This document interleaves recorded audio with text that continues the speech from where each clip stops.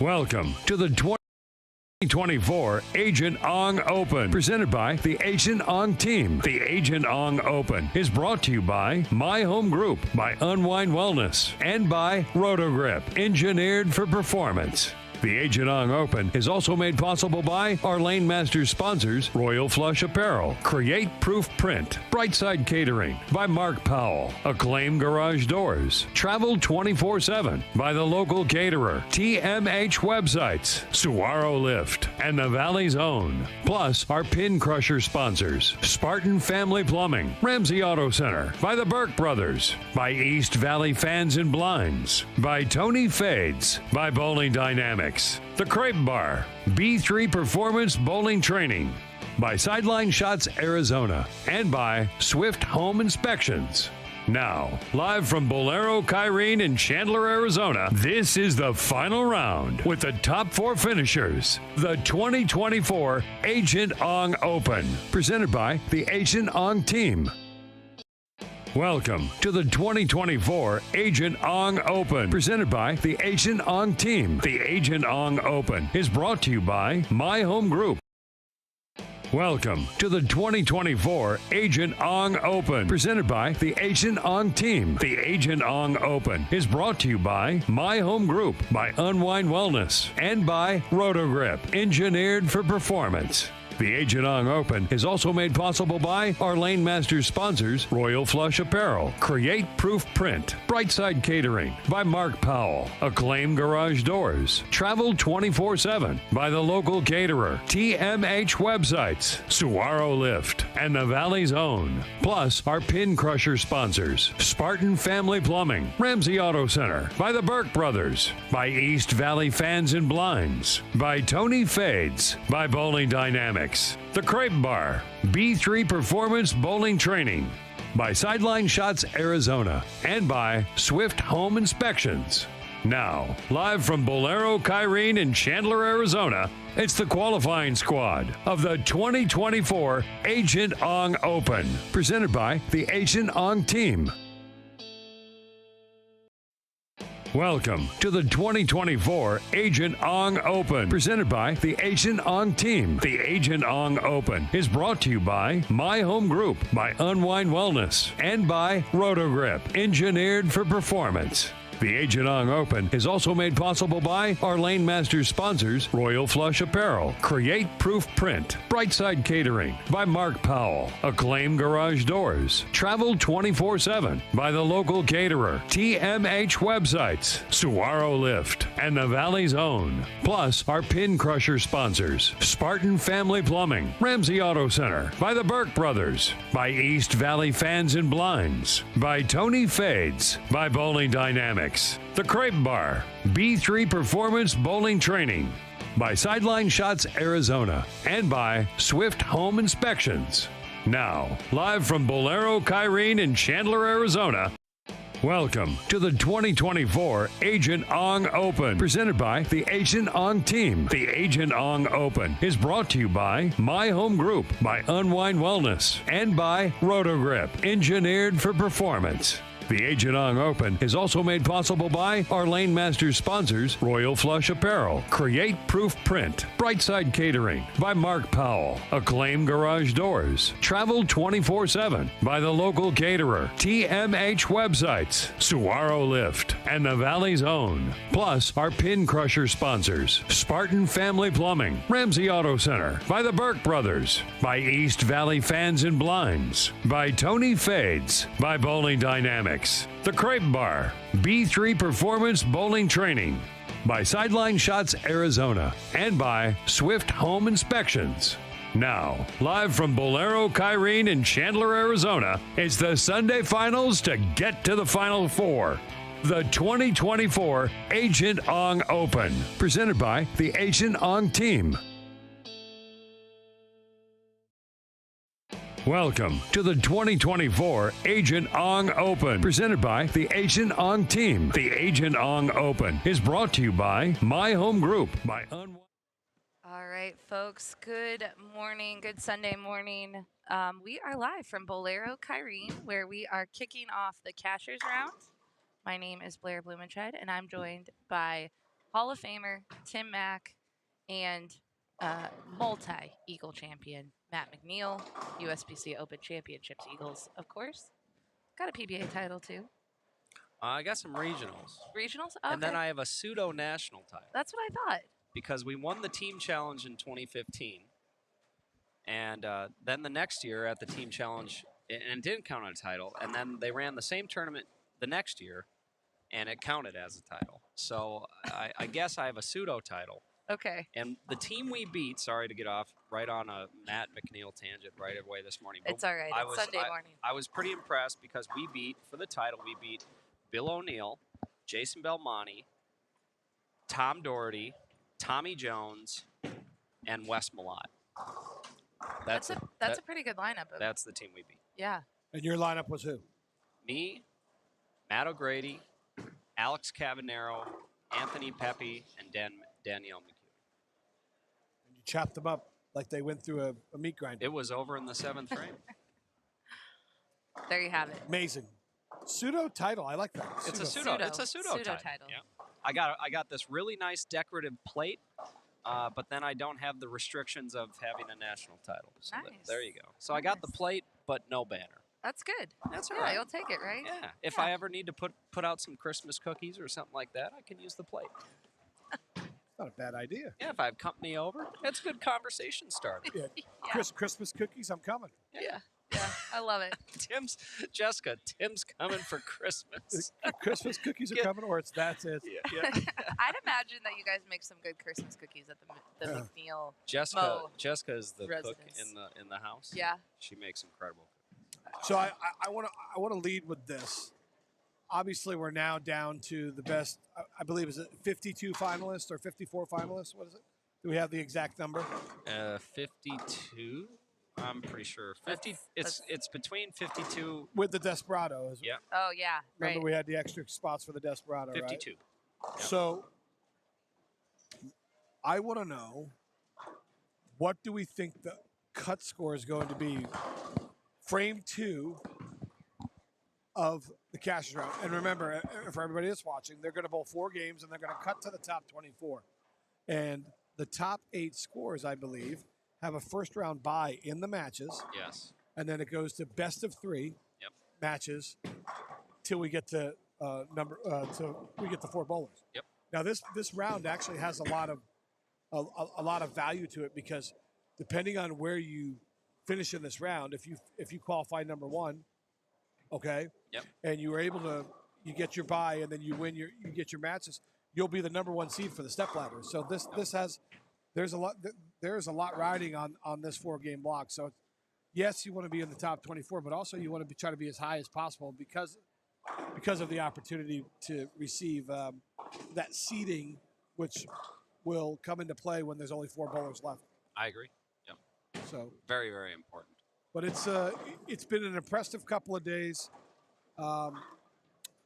Big thanks to Carl Ong and obviously the Agent Ong Open staff and Bolero Kyrene. They've been great hosts. Oh, actually, very, very good. Yeah, they've been great hosts. So shout out to all the Bolero staff. They've been very, very. They've taken care of the bowlers all. Very accommodating. Yeah, very accommodating. Yeah, so let's back up a second, guys, because we are on another channel today. We are on the main Rotogrip channel. So, okay, great. So let's, for anyone that hasn't seen what's been going on so far, where are we? What are we doing? Why are we here? Let's give them the backstory. Okay, well, listen, Agent Carl Ong is the father of the Agent Ong Open. It's his brain trust and it's his baby. You know, we are in the Cashers round, as you said earlier, of a tournament that's been contested over 3 days now, qualifying squads over 3 days. And we don't have the exact number of how many bodies and bowlers we have, but we had quite a I can't even spit it out. It's a little early in the morning. Sorry, guys. I think it was that bar that Matt McNiel gave me, but we've had a number of bowlers, support the event and had the record single squad entry with 76 bowlers at the 2 p.m. squad last night. So after all the qualifying squads, which was six game blocks and a Desperado, we are left with, this is what our field is left with, which is the 52 bowlers you'll see in front of us today. And yeah, the playing field has been an extremely challenging one for the bowlers, and The cut was minus 36. the cut was minus 36 games. for 6 games. So let that sink in for a little bit. That's in the 190s. That's in the 190s. If I tell you, 194 average. Yeah. you come average 194, and you're going to have a shot at $10,000 tomorrow. Yep. You're taking your chance. So, yeah, Matt, I just think this is one of the best local tournaments I have been a part of. The support has been unbelievable from the sponsors. Unwind, Agent Ong, obviously, Rotagrip, and just a quick shout out to our good friend Cliff Schlemmer, who's recovering. Normally he'd be in this seat with us. Oh, in this, yeah. in, For in, sure. in the booth. He would be here. Yeah, we want to say a quick get well soon, big fella. And then you look at all the other ancillary sponsors. There's just so much support for this event. So, Good recap. I hope that was okay. It was great. Hey, Very well you done. know what? We got Oh, an early 5-bagger alert right here. lane 7. Oh, and he there we got it. gets it. We got No, yes, we did. Man. it. Mr. Howe. Bradley Howe. Mr. Howe. All right, we're gonna have a special guest join you guys, and I think throughout the day we'll have some guests popping in and out. Yep. But this guy, man, everyone, get your coffee, get Sunday morning.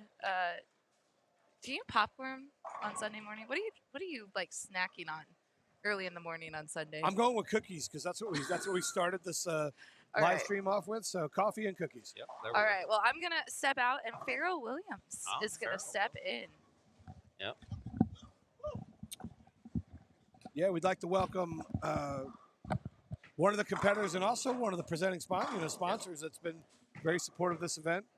Really good friend of mine, a great bowler, great guy on and off the lanes. Let's welcome Farrell Williams into the booth from Royal Flush Apparel and just our friend here. Good morning, Farrell. How are you doing? All right, sir. How about yourself? It's another lovely morning here, and I woke up, so that was a good. That's number one. That's number one. And number two, it's been a fantastic couple of days here, just on the suburbs of Phoenix, Arizona, here in Chandler. And yeah, I want to. We brought the fans up to speed, but maybe you could tell the people a little bit about what they're battling out here with the lane condition and how difficult the lane condition is, and the challenge that you as a bowler, which you competed in this event this week. Give me a little explanation of what's going on. Oh, well, first explanation is I don't bowl much no more. So 3 games a week, I knew I was just coming in and just support a great event, show my face. Didn't really have time to prepare because of my long hours. But coming in when rule of thumb number one, when you had a 1.9 to 1 ratio, I don't care what ball you got in your head, it's going to be about quality shots and spare making. With this surface as well, this is more of a, I hate to say it, more of a cheaper synthetic surface. So your fronts are going to hook a lot more. Your ball's going to lose a little bit of energy in the back. So it's all about keeping the ball more in front of you without overhitting or leaning on it. You got to get that consistent roll. 34 mils is a lot. It's a lot. That's a lot of oil. So your mistakes are a lot bigger. But you look at the field out here, then you look at everybody who made it. I don't care if you made it by getting a couple of breaks or you made it by throwing it good. You made it because you were consistent, and that's what it boils down to. But it's a tough pattern. Like I said, anything that's close to 1-to-1 is no shape. So every centimeter off your hand makes a big difference. Yes, so every mistake seems magnified, is what you're saying, I guess. Yeah.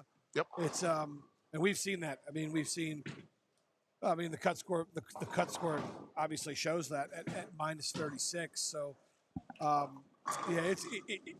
the also thing that I love about it is we've seen multiple styles. Correct. And you can go all the way up for senior bowlers in the finals down to, you've had a plethora of bowlers that have in a number of different styles, and the way they've attacked the lane make the finals. So, it's about staying out of trouble, Correct. right? Filling frames, and it's nice to see a double mean something. Oh, yes. You know what I mean? Yes. It's in the modern game of bowling, the scores have been are so much more inflated and so much higher than than the old school we're accustomed to seeing. The fact that a double means something is pretty impressive. By the way, Bradley Howe's got the front 7. Yep. Wow. And we haven't seen that in the entire tournament. Yeah, that guy can bowl. From Faribault, Minnesota. And there's another guy that I don't know if you guys have heard of him. He's made a couple of appearances on TV. That Anthony Simonson's guy's got the front 3 9 spared double. Yep. Must be finals day. Yeah, you let a guy like that. He kind of snuck into the. Yeah, he snuck in. He was minus 22. Cut was minus 36. So. Yeah, but he believed his number was going to be fine. Yeah, and a guy with his bowling IQ, you see him on the lane, you're like, hey, I know how tough the lane is.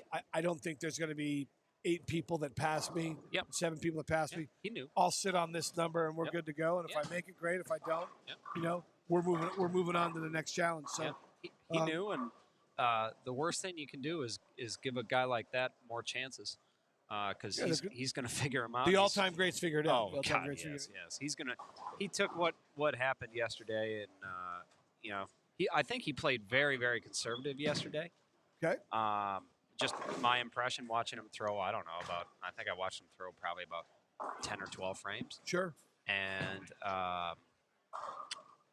I think he got a good sense of what's going on out there, what's going to work for him, and put a game plan together today. And now we're watching it come to fruition so far. We also got to look at it this way: when the pins are, eliminated going into this round, all you want to do is make it. Now it's time to make your run. So you're in a different mindset because everybody's on the same playing field. 100%. Now, it's different if you made the cut at minus 25 and you're, 40 pins out on something like this. Now you kind of overthinking the process because, I need at least one game to kind of give me that cushion to get it close to the number. But right now, it's anybody's game. Yeah, it's a race. And that's the thing, Farrah, that we talked about earlier when we came online is, a solid 9 on the front 7. That's impressive. But this score for this block means a lot because if you are the number 1 seed and you get the bye and then you win your matches and you get to that Final Four, you're also the number 1 seed in the step ladder. So these 4 games have a lot of merit to them. Absolutely. And it's going to be important, to bowl the highest 4-game block possible. Now, that's not to say that people that don't, that qualify 17th or 18th or 23rd or 24th can't win the tournament because they can. They can. But when the lane is this hard, and you can avoid matches, it's always a good thing because there's some other influencing factors come into some of those matches where you roll a 2-pin or you trip a 4 or you throw a Brooklyn or you leave a 7-10 or 4-9. Those things seem to be a little bit more prevalent than they do when the lane is a little easier, right? Correct. Because you see the scoring pace obviously a little higher and more shots are in the pocket. But so the more matches you can avoid in match play, obviously the higher your percentages go up to have a chance to win the bowl tournament. Oh, absolutely. Absolutely agree. So it's like avoiding having to walk through an extra 5 yards of minefield. Absolutely. So if you can avoid that and avoid those challenges, that's it. It's a big deal. But this is, Tim, you would know, being the Hall of Famer you are, the guy I looked up to, when I was in juniors and everything, traveling the world. This is what the bowling was when we was younger. Matt, as well. We, as juniors, we learned to grind. We learned to bowl on parts of the lane that now, I hate to say it, you don't see people bowling on no more. You used to bowl on all 7 arrows. You had to learn how to play zones. Now, this is no negative against the game, because I love the game. But the versatility of the game is kind of like a little bit gone. Yeah, you do see a certain style of bowling dominating. Yes, I yes. actually, Pharaoh, you make a great point there because, and Matt and I touched on this earlier. The art, this game's about artistry. Yes, it is. And you're right. When we were learning to bowl, it was a different game. Like everything else, everything kind of evolves and changes. Absolutely. And moves in directions, and then if you don't move in that and change with that environment, you get left behind. That's right.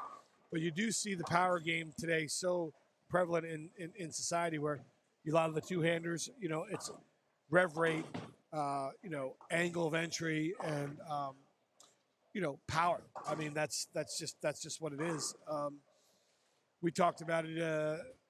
I don't know, maybe day one, Matt, where if you put the lane condition out like this and put this out every week, Norm Duke's still going to be in your top 5 players. That's right. That's just that. This is what it is. It is what it is. Yeah.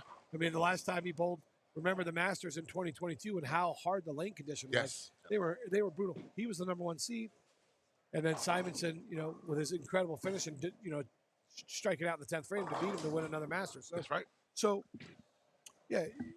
If you don't adapt to your environment, you get left behind. So this, for me, has been really fun to watch because it's an incredible challenge. It's an incredible challenge, and it rewards shot making and spares. And like I said, a double means something. Yes, it does. And that's really, really cool. Chance for 279 out of the gate here for Briley. That's pretty impressive. And yeah, that's first one right there. Yeah, I mean, he's making them look easy. Yeah. But that's the thing, when we was in our prime, it's all about touch. Yes. Oh, yes. It doesn't matter how hard you hit it, how straight you play, it's the touch. Yes. Because if you can lay it off of your hand the same way, and you can miss a board in and board right, but that touch is there, you have so much pin action. You have that roll, and you're calm.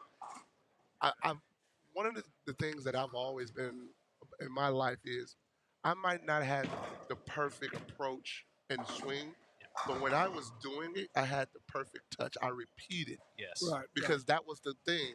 If you can repeat shots, you can open the pocket from wherever you at. And your worst shot still struck because your body was still in sync. Well, the young man's repeating shots for sure this game one. It's probably it is by far the best game I've seen all week.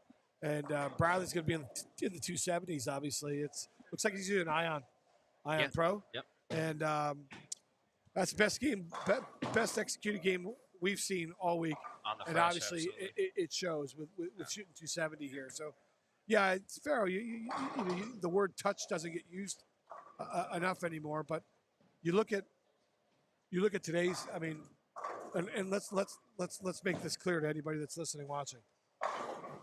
The top bowlers today are in a different level. Oh, they're in a different level. They're unbelievably gifted and talented in what they can do and what they can create, and they're products of their environment, though.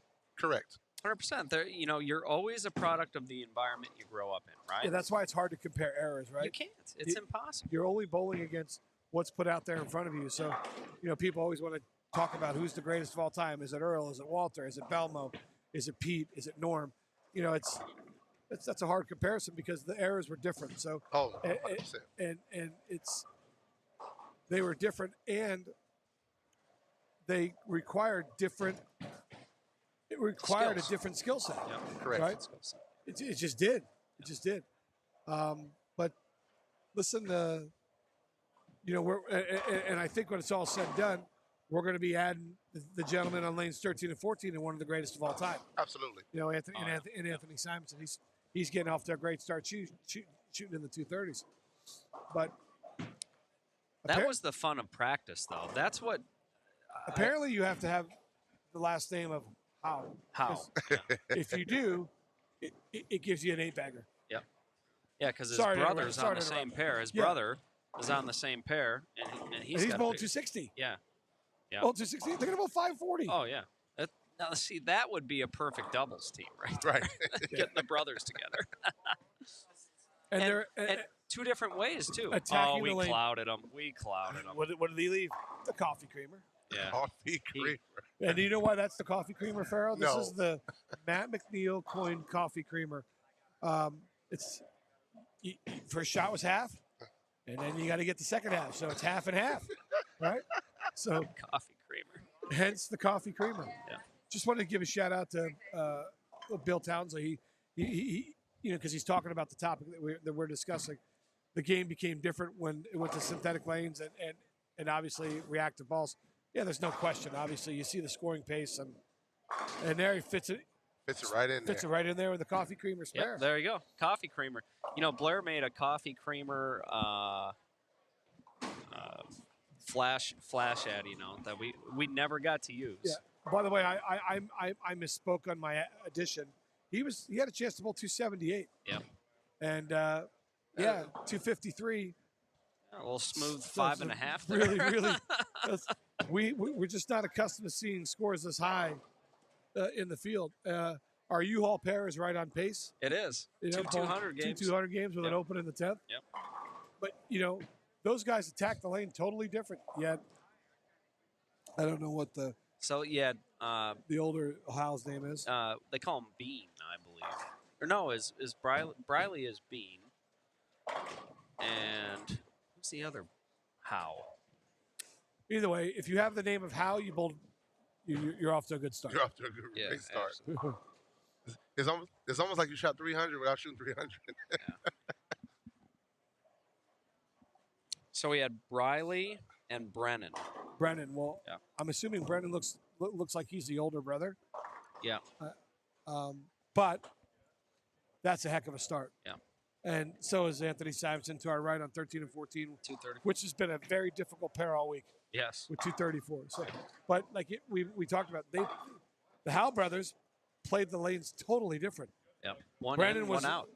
Brennan was much further left, and Briley was much further right. Yeah. There's a few different ways to shear the sheep here. Okay. But it all boils down to there's no magic ball. There's no magic one thing that gets you score out here. What gets you score out here is physical skill, mastery, mental toughness, patience, and spare shooting. That's it. That's what gets you score out here. And you know what? That makes me want to bowl.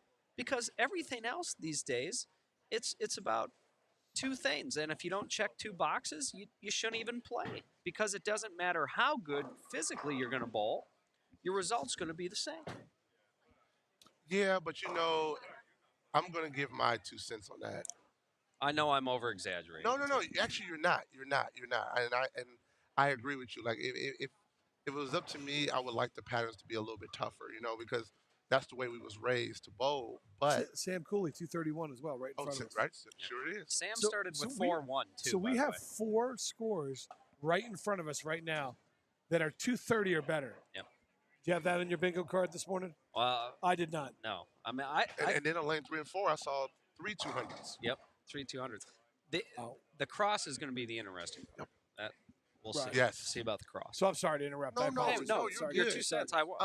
It's just like you said, the game evolves, the game changes, and the one thing when right around 2010, 11, when the game started going around its curve again and go a different route. Balls got stronger, flared more. Cover stocks got stronger. Everything changed, and it's like I had to change my layup, I had to change my release, I had to change the way I read the patterns. Like even now, now it's like when you used to play the pattern straighter until they opened up game 2 and didn't jump left. Now it's like, why are you playing straight? Just jump left with everybody else, because that's the way the patterns are now. Is who can get left the fastest? Because the balls are so strong, your entry angle is going to create the pin motion. But I can tell you that's done on purpose, because this week proves right here, if you want to make people not start out at 20, you can do it. But you got to make it flat. But you can do it. Let's be honest. The U.S. Open was really the only flat tournament we had for years, and then now we got 4 patterns, and there's only one flat one. The other 3 are kind of has curvature to it. They have shape. They have shape. They have, Yeah, you're right, Farrow. There's really the one pattern that's flat, and then the other 3. The U.S. Open is much higher scoring now than it ever was Ever back in was. back in the Carolier Lanes days. Hey, I used to hold that record, baby. That was good fun. Yeah, you ran him over in qualifying the one year. It was crazy. What was the year you set the record for amount of honor scores in the season? Was 2008, 9, and 10. I kept breaking my record the next 2 years. So I broke it in 2008. Yep. Then I rebroke it again in 2009, Yep. and then in 2010, I almost doubled it. That was just and Which record was that again? 300, 800 honor scores. 300 amount of honor scores. I mean, if you didn't shoot one a week, that was a pretty rough week for you. Yeah, I mean, I was bowling 7 leagues in 5 days because the money was great. Yep. And I was bowling tournaments on the weekend. So Where were you bowling the leagues at? Where were Ohio. Yeah, the most. Dayton, Ohio. And it was just lovely. You know, I bowl league, then I go practice, then I bowl league at night, then I bowl league the next day, and the next day, and then I go practice. Like I was, You had a full-time job bowling league. It was. Well, you were a professional league bowler. Yeah, but I wouldn't even say that. Because, No, I say that with jest because that's what I called GG3 for a while. but we worked on being good, not just being good on the house. We wanted to be the best of the best. You know what I'm saying? And it was something that when we go to tournaments and we were still successful.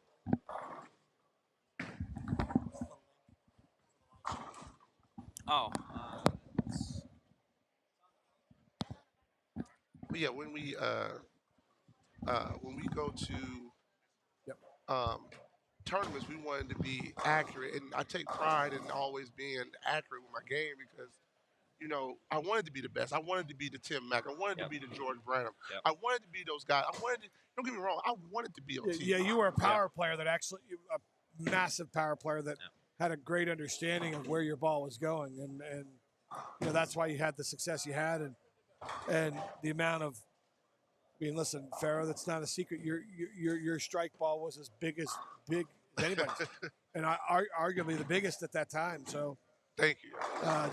Just impressive to watch, and yeah, it was fun to watch when you got it going.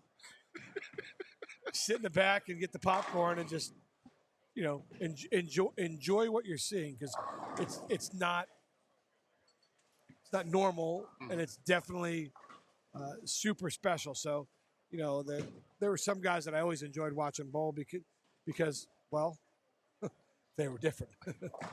I still love the game. Even though I'm kind of removed a little bit, but I still love to see, like, when I see these new kids bowling, I'm looking at them and I'm like, I never made it look like that. Oh yeah. And now, that's the truth. But now I'm looking at, I hate to say this, I look at the older heads when I was growing up, and it was like, we never threw the ball like that. How do you? So now I'm becoming one of the older heads, like, oh my God, these kids making it look like we were striking, but now they just it's a different level. Just bombing it. Yeah, it's a different they're level. They're making these balls do things that we thought we were doing when we was kids, and we're not doing it. And it's amazing to see. It's amazing to see. Oh my God. That's why I said I don't want to take away from. Well, it's just a different game, and listen, you either change or you get left behind. No, you do. Yeah, I mean, it's we're at that point where it's. I'll tell you what. If your name's not EJ Tackett, or you're not, or you don't take your thumb out of the ball, I'm sorry, folks. It's going to be a rough go for you if you want to bowl at a high level. I hate to say this, but I agree with you. I never was against the two-handed bowling. I never was. To me, everything evolves. That's human nature. Mm-hmm. But when the two-hand bowling just blew up, I was like, if you got a thumb in it, you're going to be left behind. Yep. Because it's the inertia of not having a thumb in your ball to create the torque, the roll, the going through the pins, getting the pins to bounce. Like, I couldn't make the pins bounce any better than what I did. But these kids and these grown-ups that are throwing two-handed, I'm looking like, Jesus Christ. It's insane. It really is. I was bowling in Costa Rica last week, and I bowled Good bowling as well. Thank you very much. Best retired bowler. Yeah, bowls more than any retired bowler I know, and is the best retired bowler That I've little ever seen. 275 rev rate with a good spare game did okay. But I had to bowl Boog Bug Kroll on TV on Saturday in the ladder, and I watched him. He got a couple minutes of warm up, and I'm watching him. I'm like, man, I'm in trouble here, and I just shot 248, but I'm like, I am in trouble here. I mean, because you're watching. I mean, you watch with a high level of focus, right? And that's just your nature as a bowler. So you watch one get 3 right, wide right down lane, and it tomahawks the 10. You watch it get 2, 3 left down lane, and it just it trips a 4 Yep. or a 4, 7, 10, or it or instead of going light for a half 10, it just paper maches the rack, and you're just like, yeah, man, I don't got that. He plays a game with which I'm unfamiliar. you stick out your hand and give him a high five, and that's it, and you just go about your day, and I think the best thing is that to put a glass half full way to look at it is we had a beautiful time in our bowling careers, all 3 of us sitting back here, that has led us to be sitting back here right now.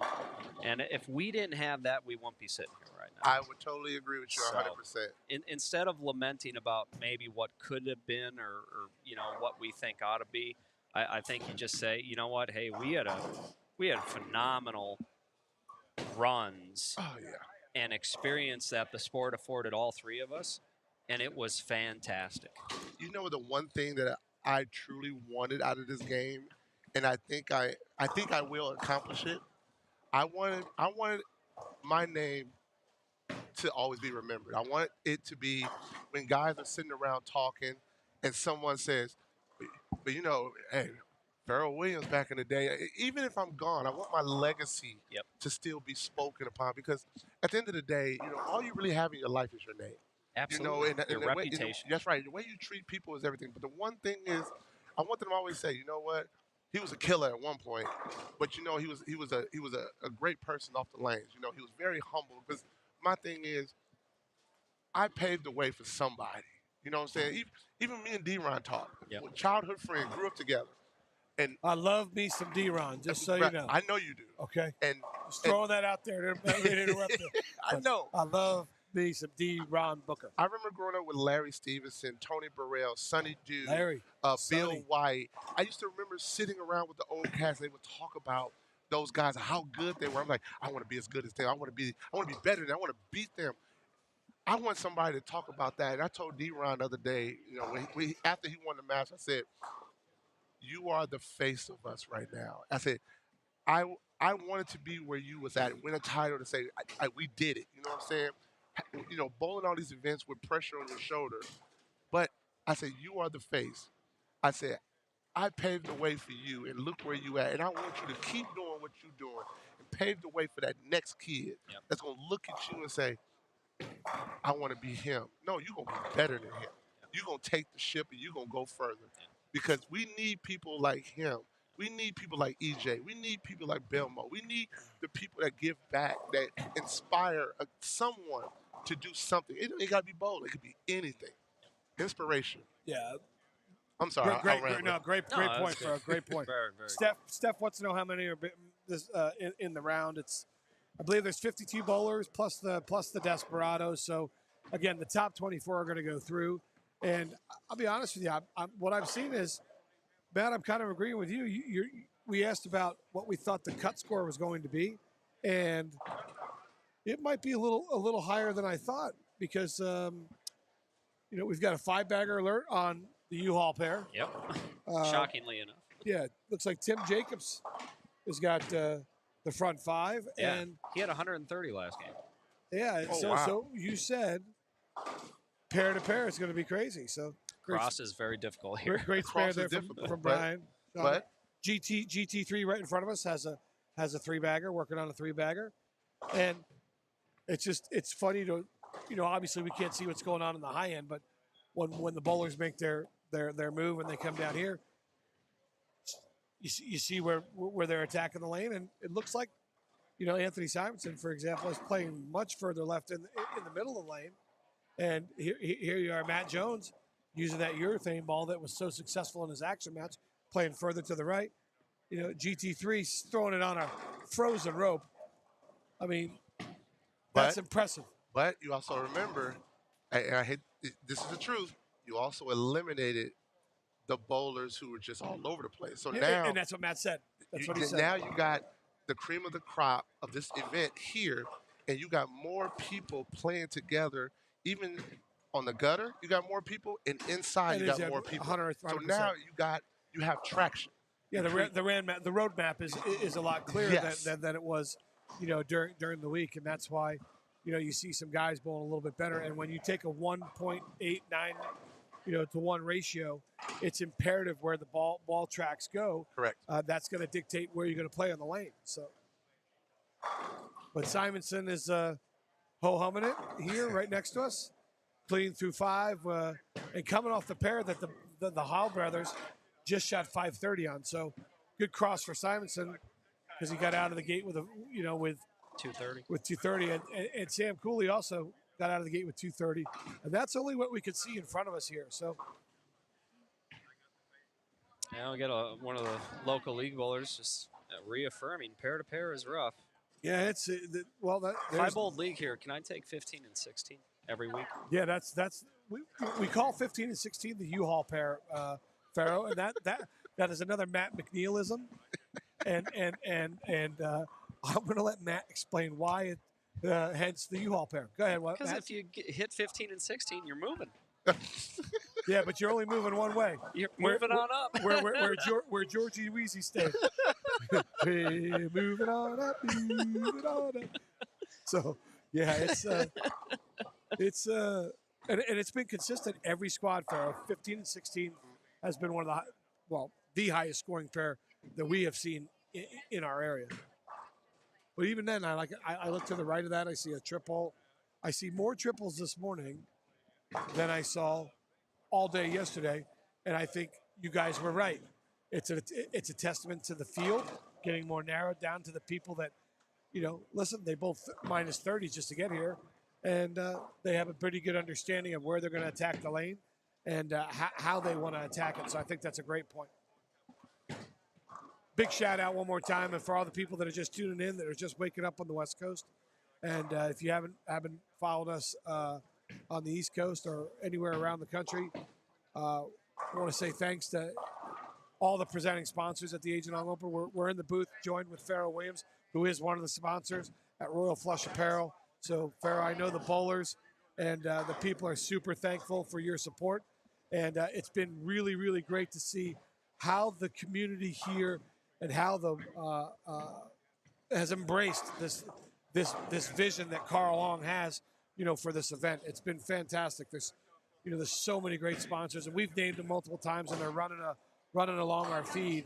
And it's when you get an event like that, it makes it sure easy to just go support it. Absolutely. I took 8 hours of vacation time to come here and support this tournament. I mean, when you have great events, and I learned this once again from you, Tim Mack, being younger. When you have great events, you should support them because you see all the hard work it is to bring them together. And when you have sponsors that are giving, and I hate to say this, the world revolves on money, okay? But when you got sponsors giving money to a prize fund, the bowlers should support, because at the end of the day, if you don't support, that tournament's gone, then you're going to complain about there's no events. But you want a sponsor to feel good about what they're giving. You know what I'm saying? I hate to say it. It's still a transaction. Right. You know what I'm saying? They still need to get an ROI. Thank you. Yeah. And I hate to say it but it is. You're not going to get your money back, but you want to feel as though your money made a difference and people are appreciative of what you gave. Yeah, and if you're in the West Coast, if you're in the neighboring states here, actually, anywhere, and you have an opportunity to come out here to lovely Arizona in a beautiful October time frame. I mean, get on a plane, get in your car, come out and support this event. It's fantastic and been it's been a breath of fresh air for me because it's been really well attended by the bowling community, and I love the playing field. I love the fact that the challenge is out there in front of the bowlers, and we see senior bowlers in the finals. We see young kids, we see college kids, and we see righties, we see lefties, we see two-handers, we see one-handers, we see high rev rate, we see low rev rate. So that mix can happen if you're bowling, if the tournament organizer wants it to happen. Correct. Okay, Correct. it can happen and it can be built, and we're proving it this week. I totally agree. Are they hard? Yes. Are they fair? Yes. Yes. And that's Tough what but you want. fair. Tough but fair. Tough but fair. Yep. Tough but fair. It's only as tough as your skill. Yeah.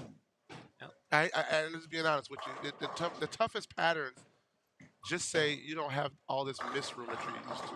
If you can repeat shots, keep the ball in front of you, and keep yourself out of, as they said when we was younger, don't give the head pin away. Yeah. That's all it is. Don't give the head pin away, and get your spares. Speaking of great bowlers, we mentioned it earlier. One of your childhood friends, D-Ron, looks like he's got a really nice game going. Looks like he's going to be in the 220s.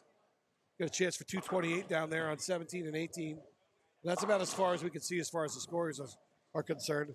And again, we have a couple cameras set up, so we're only able to show you the pairs that are in front of us. But most of the bowlers will travel through this area. So if your favorite bowler isn't on, you should be able to get to see your favorite bowler or the bowler that you want to follow at some point in time. Simo's got 87 in the fourth, triple working. Yep, triple working. Yeah, He's clean through 7. Imagine that. Yeah, shocking. Guy backs it up better than I throw it left-handed. He does. I remember when I watched him first start doing that. I'm like, oh, that's better than I got. Make it 4. Make it look so easy. It's like a walk in the park to him. But you know what? That's the level he's got himself to. I agree. But you know what? He's always been special, even as a kid.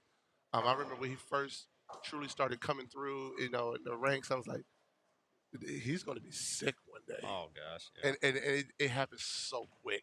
Yeah. So quick. Oh, that's another advantage of two-handed. I think it cuts the learning curve by way down. I think it cuts it by about 70-80%. And I tell this story quite a bit, obviously, for today's game. If I watch a lot of bowling, and I'm your coach, and I take 2 strangers that walk down the street, never seen a bowling center in their life, walk in a bowling center, and let's say we're going to bowl in a house shot pattern where obviously the scoring pace is a lot higher. Take one person, make him a two-hander. Take the other person, make him a traditional bowler with his thumb in it. The two-hander you can make in 2 months. If it's all training for that all the time, 2 to 3 months, well over 200 average bowler. Yeah, no, with the thumb in, it's going to take thumb a while. in, it's going to take Years. at least a year and a half. A year and a half. Yep. At least. At least. So with a lot. yes, there more will be work. some extenuating circumstances, but for me, it's a more efficient way to deliver the bowling. Oh, hands down. It's a more efficient way to deliver the bowling ball, and the good ones have really figured it out. Your Kyle Troops, your Anthony Simonsons, your Jesper Svenssons, your Belmos, And there's a thick of them coming too. Yeah. You got a lot of guys up and coming there too. Cam Crow. Left Cam Crow. Yeah, you see a Justin Knowles who had a great year. Yep. How about an Eric Young? Yep. Yes. Eric Young. Yep. Eric Jones. Eric Jones. That guy. Eric Jones is the next. That guy. Eric Jones. Guy is stupid. First off, he's got great hair. Yeah. And Dio Bernard, his doubles partner. Oh, yes, a Dio Bernard. Yep. You can't leave him out. Yep. So Eric Jones for me. Oh my God. Is the present and the future. Oh. I was blessed to have him on our league team for a match when we called him off the waivers. Just such an impressive young man, and 19 years old. Yeah. 19. I had spent my entire life from age 2 bowling. And when I was 19, I would say I was maybe 1/10 of the ability that Eric Jones has currently at 19. Yeah, it's amazing. Absolutely. Yeah, it's amazing. So, the sport's in a good spot as far as youth and who's coming. But you better have ball speed, rev rate, and power. And I'll mention this one more time. EJ Tackett doesn't get talked about enough for what he's doing in the sport with his thumb in it. That's a Mark Roth here. Yeah, it's just you hit it, in general. You hit the nail on the head right there. Mark Roth. Yes. Mark Roth. Yes. Impressive for what he's done. And I'm excited to see what's gonna happen here at the beginning of the tour season and with a new exempt tour and see what guys are gonna the guys when you get to the tour you can see who worked hard and put the time in and who is ready to click on all cylinders because it's a condensed short format, so you got to be ready to go. Simonson shooting 250 minimum, got the first one in the 10th. Yep. Simo being Simo. Going to be 500 after 2 with this strike here. Tim Cagle. Tim Cagle, man. Shooting 213, another solid game. Very eccentric. D. Ron Booker down there shooting 216. I'd love to know what the Howell brothers have shot. I'm going to go take a walk and see if I can just see what the Howell brothers shot because I think they made the flip and made the turn. And I'll be right back, guys. All right.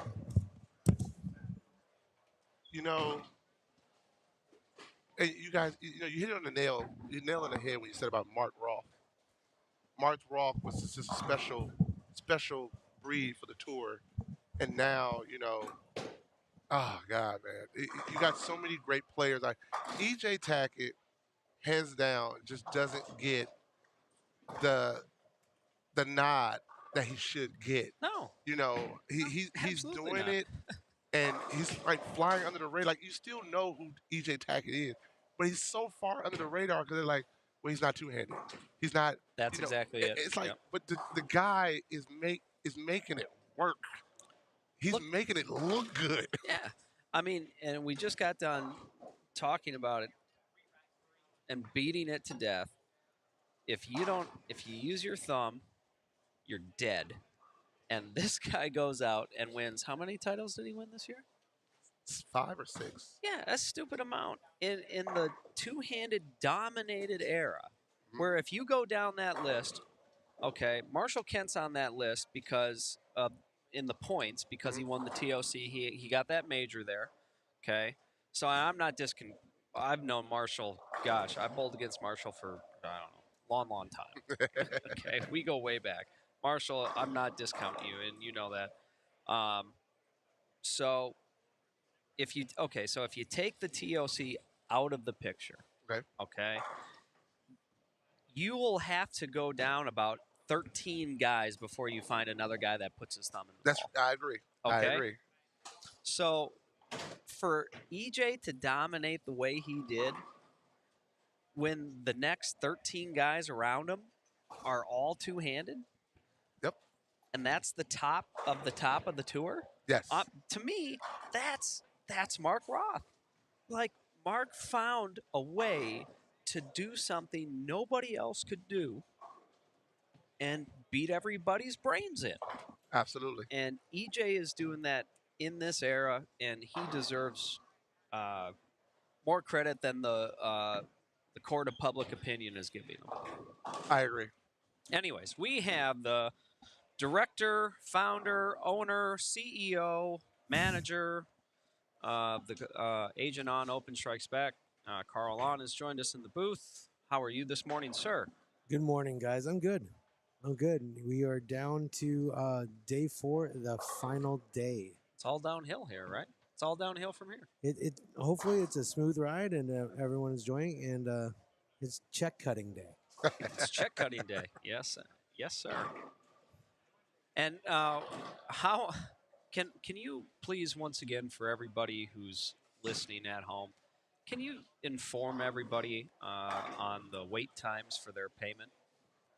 Oh, as soon as this checks are already already cut, we're just waiting to fill out names. We'll exchange it for a W-9, and we're done. I've bowled singles tournaments where you got to wait 2 weeks in the mail for a check. Oh no. And my man over here, he's cutting them. He says, "Yeah, 5 minutes after the squad, we verify scores. You'll have your payment." Yes, sir. Yep. Yep. We're But that's done. also the man, his business. He's one of the best, agents in the state of Arizona. I've worked with him. He's been amazing. He has a great vision. He's always thinking about 10 steps ahead. That's why this tournament is so well, because of the work and the vision he has for it. And I've told him for the last 6 months, your vision has been amazing, and that's why we're here supporting you. No, and I appreciate the kind words, and it's also an honor to have both of you out here. You guys took the time, got your flights together, and came out here, and it's a culmination of a lot of work. But like I said, I am not without a team. That's right. I will never take full credit, but I will give credit where credit's due. It has to do with all my sponsors, all the people behind the scenes, Theo, Complete Bowling Events, RFA, Unwind Wellness. I mean, the list goes on and on. And we have a brochure here that acknowledges all of them, and it's because they deserve it. Yep. I try to, when I say, if you sponsor my tournament, I will try to give you as much ROI opportunity as possible, and I will put you in any kind of spotlight that I can, and I'll do my best to get your name and your business out there. And hopefully, now that you're in the booth with me, I hope that I've done what I promised you I would do for RFA, the best of my ability. You have went above and beyond what you promised me, and that's why I told you when we first talked, I can see your vision. I see what you're bringing to the table, and I wanted to be a part of it. And I'm so appreciative that you gave me a response, and you gave me an hour of your time to let me be a part of this. And because this is amazing, this is what we need: bowling tournaments, but also sponsors and businesses working together. 100%. No. 100%. And I think it's great because you look at it from the bowler's perspective, because you're a bowler, Yeah. right? You take I the try to things be. that you take the things that the pain points for bowlers bowling tournaments, right? Okay, not getting paid right away. Okay, squad's not starting on time, and we had this discussion this morning. Yes. Every squad ran 100% on time except for the last squad, because you had almost a sold out squad, Correct. the squad before, and it just took a little longer to condition lanes and get everything done and ready to go. So Correct. it started slightly behind, but that was the only one. Okay, everything else has run on time. Okay, you ensured the bowling center was ready to go and operating as it should.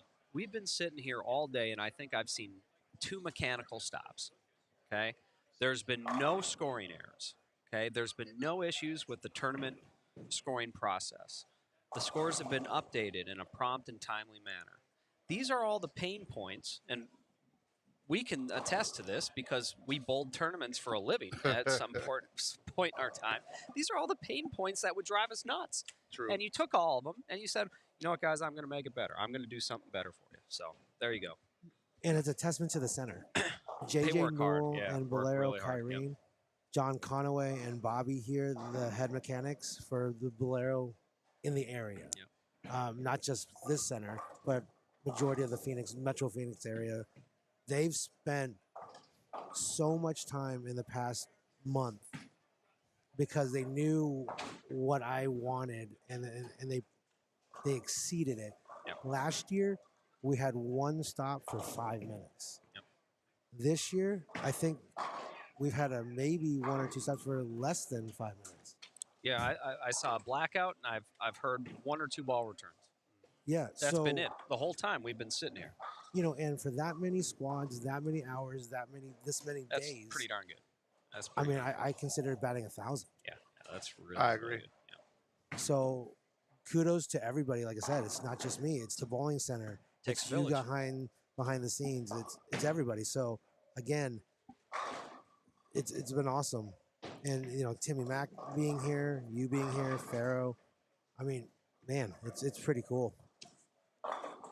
But and this is me talking. It's pretty cool to see what you've done because we don't really have a lot of big prize fund tournaments anymore. Matt McNiel can agree or confirm this with me. We lost a lot of tournaments over the last yeah, we did. decade and a half. Yep. And for what you're bringing back to the table, like like we said earlier, the pattern's not brutal, but it's not easy. Anybody can score. And to me, that's the biggest thing you could bring is good prize fund, honest director and committee, and lane conditions where it's not just about the best bowler or the right ball in your hand. It's about who throws the best shots. Yep. So Blair's sitting there to your left, our technical director here. Let's talk about some scores here. Let's see what we got on tournamentbowl.com. That's where you want to head to get all the scoring updates for the Agent Ong Open Strikes Back. And let's see here. We just started Game 3, so I'm guessing they're just about to upload Game 2 here. So we should have that any minute. So Tim Mack has gone out and got us some scoring updates. So the Howe brothers Game 2 hit a roadblock. Okay, 160 and 180. And they started as the leaders Game 1. Yep. Sam Cooley shot 256 Game 2. Simo shot 265, I believe, or 267. Cortez Schenk shot 276 with the front 9. All right.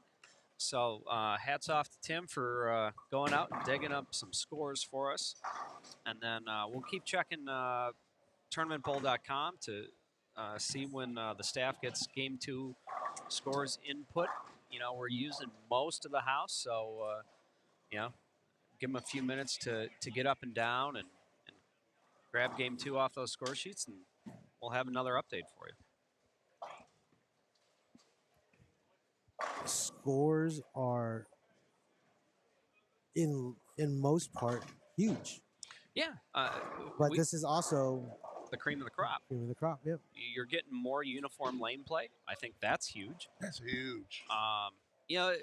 Farrell, do you remember when we'd bowl the Masters and you'd get, this was back when we bowled 10 games and then you'd have a cashier's round and then you get in the bracket, right? Mm-hmm. And cashier's round was always, decently hard. Scores were, nothing crazy, 20, 30, 40 over in that neck of the woods, right? Mm-hmm. And then the cashier's round came. And scores would probably, I think the cut to get into the bracket would get up there, maybe like, you'd have to get to like, maybe 70, 80, 90 over. 100 was good. Yep. Mm-hmm. It would go up. And then you'd start getting into the matches, and you would literally see some first-round matches where people were shooting 740, 750. Absolutely. Because you'd get, as you whittled everything down, you got guys who were playing the exact same parts of the lanes. They were sharp. They're firing on all cylinders. They're making all their spares. They're making all the right choices. And you just see the scoring pace go up and up and up. And, I think that's what we're going to get here today. So I think we're going to have some really high-scoring matches, to be honest with you. I mean, my stepladder last year, I think the average for the TV finals was 240 last year. I could be wrong, but it was high. So, yeah, I think it's going to happen again. Well, yeah, because like I said, it's the cream. Is everybody out here the best? Probably not. But everybody out here was consistent enough and know how to read the lanes and keep the head pin in front of them. And I hate to say it, when you bowling on something that's close to 1-to-1, it's about the right breaks too. You get that one in, kick that 4-pin. You get that one right, you roll the 2-pin, or you light tap the 10 out. You need those breaks to make it over that hill. Because every shot, as a human being, you're not going to be perfect every shot. Every shot, you're slightly at a different release point. You're slightly at a different roll, a slightly different tilt. You need those breaks. And bowling, I hate to say it, but it's whoever gets that break at that one moment that it means more than anything. Because if all you striking, All of a sudden, somebody stones an 8-pin. Yep. Pure is it? Yep. And that's the deciding factor in the match. Or somebody blows a 7-pin. It's all about that one break. To your point, I'm going to say I 100% agree with that. I'm going to add the caveat that I think you make a lot of your own luck. I can go attest to some of that. We Okay. had this discussion at lunch. All right. When you flew in. I think you make a lot of your own luck. Now, here's my deal. Okay. All right. When you're fundamentally sound, when you get the ball off your hand cleanly and crisply, when you make extremely good choices, when you create good ball motion, okay, when you give the lanes what they want, okay, when you do those things, your odds of getting those breaks increases exponentially, right? Now, are you always going to get them? No, absolutely not. And are you going to be on the receiving end of some bad beats? Yes. Are you going to be on the receiving end of some bad breaks? Yes. But if you look at bowling in the long haul through a career and not under a microscope, if you do the right thing the majority of your career, at the end of the day, you're going to come out with equal or more to the good than to the bad. Absolutely. No, I can agree with that as well, because I can tell you when I was fundamentally sound, there was breaks like, how did I just strike? How did that happen? But because, like you said, everything is in sync. Like I said, you're not going to throw every shot perfect, but if you're doing it the right way and the body is in sync, you get away with a lot more. There's nothing wrong with that. That's any sport, Michael Jordan hit one, bounce off the top of the front of the rim, hits the back, fall right in. It's all about how much time you put in, how comfortable you are, and how focused you are. Yeah, if you do the right things. I think, and if you put yourself in the position to win more often than not, you're not going to win them all, but you're going to do a lot of great things. It's just like, you talked about Michael Jordan. How many game-winning shots did Michael Jordan take? A lot. But we remember with great fondness many of the ones that he made. Absolutely. We tend to forget very easily all the ones he didn't make. It's because we're expected to miss. Yeah. That's right. So that's just common sense. It's when you hit the game winner, that's what stands out in your mind, because you're not expected to shoot 300 every shot. But he took more game-winning shots than everybody else. That's right. Because he was the best. Yeah. He put himself in that position. All right. What do we got, Carl? Do we got anything in the chat we got to I was going to address Jeff Pirishad. He had asked, why are some people getting 5 pins? I can't read the rest, but it's 5 pins. So basically, it's one division, but we give either 0, 5, or 7 pins based on either their average or their status. So anybody that averaged over 210 that's a senior 55 and over, or woman that's not a card holder or a titleist or a national team member gets 5 pins. Anybody that averages 209 gets 7 pins a game, and then 210 and above, PBA, PWBA member, national, regional titleist, national team member, they get 0. The only caveat to that is if you're a senior 60 and over, that 210 national titleist or PBA member does not apply. Okay. So somebody like Pete or Walter, if they were to bowl, would get their 5 pins. I mean, you kind of doing it like the EBT kind of did it. I don't have a problem with it. I mean, I think it keeps it fair to where you make the lower average bowlers want to bowl. And it's not a big enough handicap gap to really affect your scratch bowlers. It's just a nugget. Like, prime example, Charlie Price that's bowling on, I believe, 7 and 8 right now, shooting the corner. He's not a power player. He is in our super senior division, not division, but he gets super senior wood in theory. It's just enough that talked him into bowling. He feels that giving that extra 5 or 7 pins gives them his opportunity, not an edge, that would clip somebody. It's more of the opportunity to feel like he has an opportunity to win. Correct. And he's taken full advantage of it. So much so that he led the tournament up until Andrew Kane, and just leapfrogged him at that point. But and then there you go. I had a super senior leading after, call it 5 squads. That's proof that anybody can compete in my tournament, and will give you just enough to where it levels out the playing field. Well, but you also need that.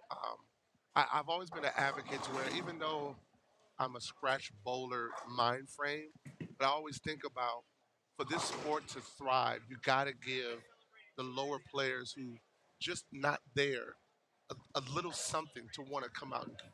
Oh, absolutely. I'm not against handicap. I've never been against handicap. Now, some tournaments you like, okay, this handicap is stupid, but my thing is giving someone to say that I'm not getting a whole spare a game. I'm getting a couple of pins a game to stay close. You know, it gives them. Come on, all right. Yeah, I'm sorry. Oh. It gives them the confidence they need to come out and spend the money to compete with some of the best in the country.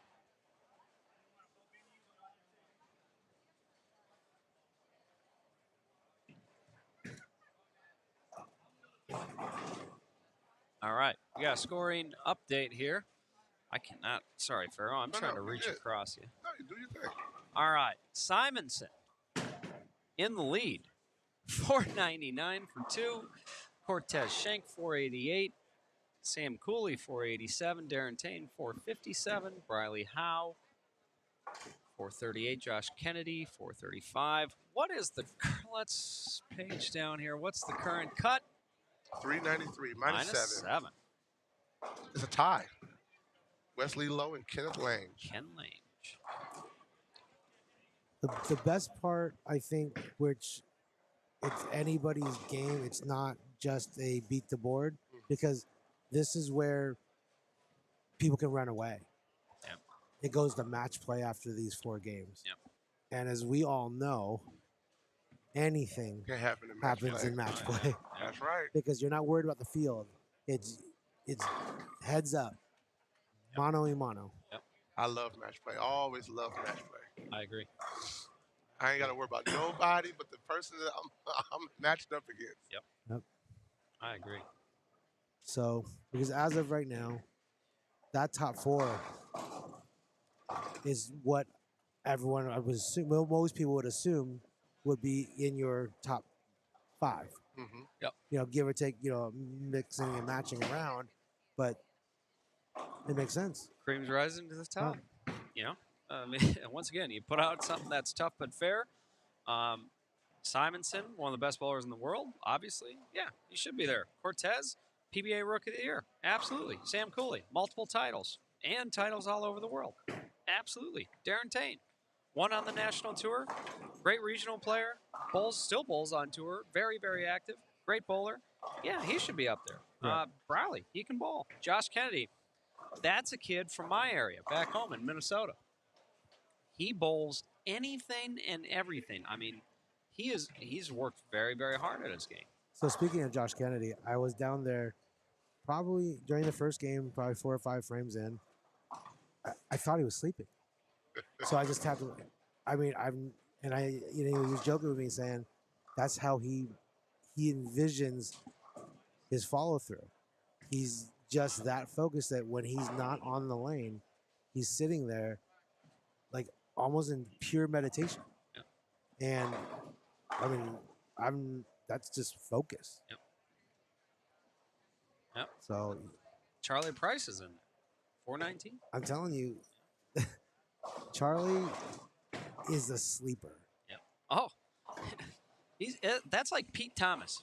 Remember Pete Thomas? Pistol Pete Thomas. Okay, now have you seen Charlie bowl? He's right there. Right there on with the slick back hair. It says Charlie Price. Okay. Red and black shirt. Mm-hmm. Okay, I want you to watch him throw a shot on lane 7 here. Like, this is the Southwest version of Pete Thomas, I feel like.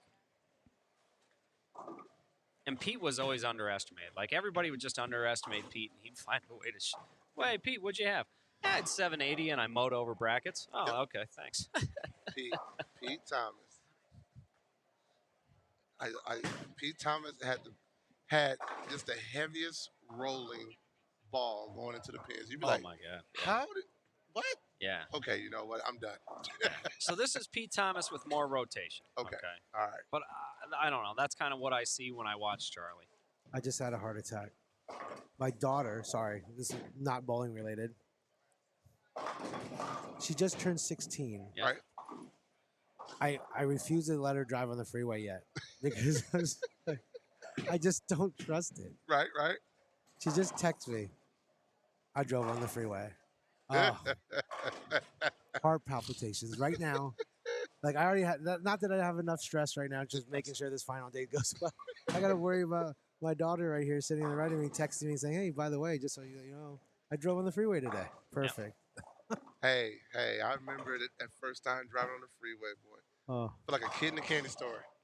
but like I said, Charlie, what an Gets it amazing done. Just bowler. finds a way to get it done. Really simple. But it's simple. It's That's the simple. key. Yeah. He just takes a lot of the guesswork out of play because it's just, It's simple. he does what he does. That's it. And it just works. It's very, very simple. Low But- maintenance. I'm going to jump out of the booth because I got to get ready to cut some checks. All right. So, just so I can keep my Get those my checks ready. promises. Yep. All right, thanks guys for having All me. right, We'll talk thanks, to you Carl. soon. No, thanks for having us, brother.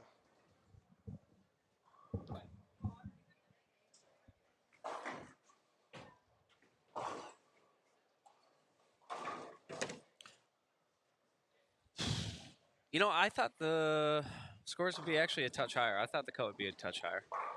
But we'll see. But you know what? This is game 3. Yep. I'm already seeing the transition. I see. So when I watch people bowl, I can tell the difference in their comfortability in their shoulders. Yep. And I'm starting to see a lot of shoulders relax. So the That's your pattern is score. starting to shape. Yep. And when you start feeling where you can have a little bit of miss room, Yep. that swing loosens up, and now you start seeing the score. Yep. Because now it's effortless because you're not trying to squeeze a round peg in a square Yeah, hole. right. Not trying to fit the ball. Right.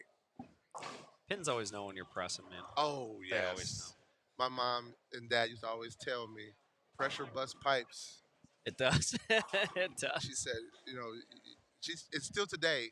She'd be like, baby, remember, don't think. You already did the work to get there. I'm like, Mama, I ain't did no work to get here no more. I'm done. I'm done. No, look at that. See? Yeah, man. Look at my man. But, You know? Yeah. it's you know, now that I'm older, and like I said, I know I'm not really old, but I know I'm not. Okay, how old are you? How do you think I am? I'm going to say 44. 1 year less. 43. Yeah. All right, I was close. All right. And the thing is, I'm in a different part of life. Like, don't get me wrong. I did what I wanted to do for years. I made a name for myself. Yep. But I know that the bowlers that are coming behind are going to take this sport further than it's ever been. You know, I'm one of the people that always said, you know, when you hear the negativity about bowling, you know, bowlers complaining about bowling balls or companies or the game, you know, I actually like that part of the sport. You know why? Because people always want to say, well, the reason why we don't have sponsors, we don't have this because people are complaining about bowlers. And why would companies want to promote or put money into bowling when all we do is, you know, bitch and moan. You know, I hate to say it that way, okay? No, it's And fair. to me, it's like, but I've seen the same people complain about their football team, their baseball team, the ESPN analysts talking trash about their best player, and you keep going back. Bowling needs the controversy, okay? it It's like does. any other sport. You need the positive, but you need the controversy. You need people to talk about it. And not all controversy is actually bad.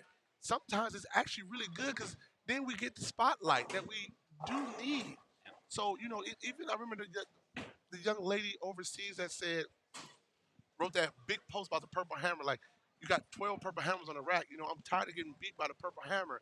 And all these people at different ball companies jump in saying, and this is the reason why bowling is not going the way it should because you're complaining. Get out there and work.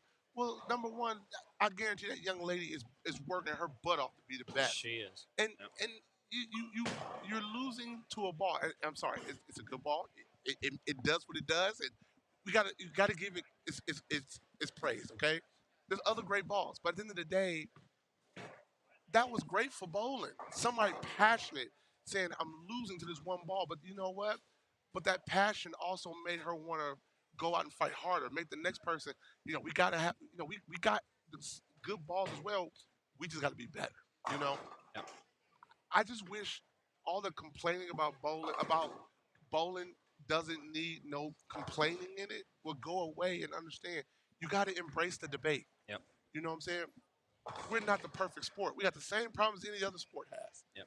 But if we can debate about it and be professional and cordial about it, but be friends afterwards, this sport would be so much better. Yeah. You know what? Here's my take on it. I feel like our sport is waiting on a savior to come in. Correct. I and agree. it's not going to happen. Not going to happen. I mean, it's just not going to happen. What I think it takes or needs to take is, I think, instead of all the tribal infighting, and I say tribal because, you get, oh, I'm a hammer guy, I'm a storm guy, I'm a motive guy, I'm a, vice guy, I'm a turbo guy, I'm a, whatever, and, your guys' product is crap, right? Yeah, never say that. Okay? Instead of all the infighting, okay, I think it's really going to take, I think it's going to take the manufacturers, the leaders of the manufacturers, Chris Chartrand at Kegel. Mm-hmm. It's going to take USBC, Chad Murphy. Mm-hmm. And it's going to take the BPAA because the proprietors control the playing field. That's right. Okay. It's going to take a Cubica AMF. Okay. It's going to take Brunswick. Mm-hmm. It's going to take all divisions of Brunswick, the capital equipment side and the consumer product side. It's going to take all of us. That's right. Okay. And you know what? I think we have to just sit down and say, okay, we're all going to agree to disagree here, there you go. right? But the only, Kevin O'Leary on Shark Tank, right? Mm-hmm. He said, you become really successful when you can solve problems for people. That's it. That's it. That's how you become really, really successful, okay? As a sport, we got a lot of problems that we need to solve. I agree. Okay? I agree. We need to highlight those problems. We need a room of these smart people to sit down and figure out a way that we're going to work together to solve these problems. Because I'll tell you what, if we add, let's just say, I'm just pulling a number out of my hat here. Let's say we add, I don't know, 1 million members to USBC to say, I want to bowl in some sort of organized, rule-governed competition where I'm bowling regularly and competing with other people. Okay? Does Brunswick win? Should. Yeah. Yes. Does Motive win? Yes. Does Storm win? Yes. Does Kegel win? Yes. Do the proprietors win? Yes. Okay?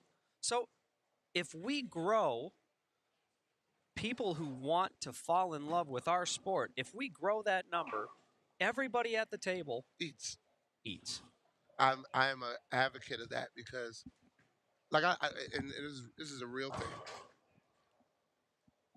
You look at all the, and I'm gonna use the jerseys companies as a prime example. You got all these different jersey companies. I've never downed any jersey company. I said everybody has their strengths, and that's why you wear their apparel. I know my strength. I went to the next step and got, I say premium material. I took time to figure out how to make my colors more vibrant, make it deeper into the stitching. But that's the things that I did because I didn't reinvent the wheel. I just wanted to make the wheel better. Yep. Like yesterday, you guys saw me bowling, the pineapple. Yeah, that was great. And it was just nothing but it was somebody else's idea. They didn't want it. And we put it on the website, and it was just love. Yep. But that color of the pineapple makes me stand out. And out of everybody in here, you can say, Farrell's wearing a pipe. That's Farrell down there. Yep. Where's Farrell? He's right there. Yep. Stood out. And that's all I want to do. I just wanted to bring kind of like professional basketball players. When you're watching the game before the game starts, they're coming down in their nice suit with their shoes or their hanky. That's when they're an individual, okay? Because when they get in the game, they're all wearing the same uniform, all right? Where in bowling, we're all individuals. So when you want to come to bowl, you want your uniform to stand out and say, hey, look what such and such wearing. You know what? That's what I wanted to bring back to the game. I wanted to bring to where you can pinpoint which one is the RFA jersey. You can pinpoint who has that colorful mind. That's all, and I wanted to bring back to professionalism. I think at certain points we kind of lost our professionalism of being on staff. Yep. You know, when we was younger, Oh, that was such a big deal. it was prideful when you got your contract. You're like, man, I get to put I got the shirt with my name on it. With that, you know, my first contract was track when it was still Colombian track. Yep. You know, it was prideful to walk in and have the newest equipment, talk to bowlers about how good the ball is or where it fits, or even if you thought it wasn't a good ball, well, I don't really think it's good, but I think with your game, this will work for you this way. That was one of the most amazing things, and I think we got away from that. Yep. And I had a staffer, no names. This person left, and my biggest thing is when you sign a contract, but I'll say my apparel contract, I expect every time you walk into a bowling center to throw a ball, not when you just walk in. Yep. When you practice or when you bowl, I expect you to have an RFA apparel on. Yep. Well, they got so mad because I kept catching them in league or in certain tournaments in no apparel. Right. So I broke it down this way. I said, well, let's look at it this way. Who you on staff with? And the person said, Brunswick. I said, okay.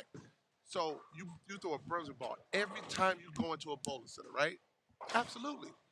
I said, so are you going to walk in tomorrow because the Brunswick have been rolling good for a week, or you just don't feel like in the mood and you're going to go drill a storm ball and throw it in league? No, why would I do that? That's disrespectful. So how you think I feel? Yep. And it calculates like a big bomb went off in the head. Like, it's no different. We need to just get back to the professionalism of respect a company giving you a spot to represent them. You know, because at the end of the day, we all want to be a part of something.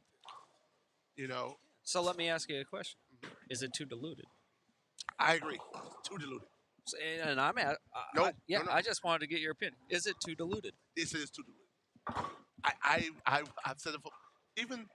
I own a pro shop. I want to move it to a more dense market, but the dense markets are overly saturated.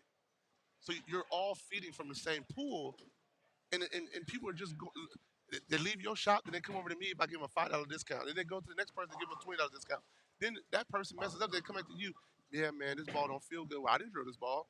Yeah, I know, but you know, So it's a pool. You know, we're feeding off the same market.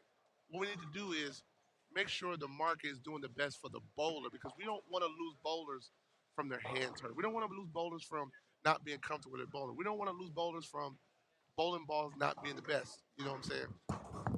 To make this market better, we all got to do better. I agree. So I was at the high end, guys. What do you got? And they're significantly more challenging up there. Really? Yeah, the last couple of pairs are diabolical. Oof. Diabolical. Yeah. So Simo bowled 190 game 3. Okay. The Howe brothers, well, Briley struggled again. Looks like he's righted the ship in game 4. But, yeah, it's Sam Cooley shot 213 and he went from playing out to like moving 24 boards left out of nowhere on the floppies, and used a stronger ball. I think he was using urethane. He went to an Evoke, and it was it's starting to show its teeth. I think you're going to have some people hanging on here this last game. Yep. Well, actually, when I made the turn down there, my reaction changed 100%. It was like walking to a new bowling center, a new pattern. Right. And then when I got towards the middle of the house, my score went up because it played more consistent. Yep. So I could see why scores is fluctuating down there. Yeah, I didn't see what Tez bowled because Tez was coming this way. He should be in front of us soon. Yep. This last game or close to us. should I have think he a- was moving left. Yeah. We should have a Game 3 scoring update. I just saw the scorekeeper come in front of us here, so. So it looks like the numbers, could be 20 under. It could be, yeah. It could be. I was way off. I don't think. Yeah. Well, no. I just don't think they're going up.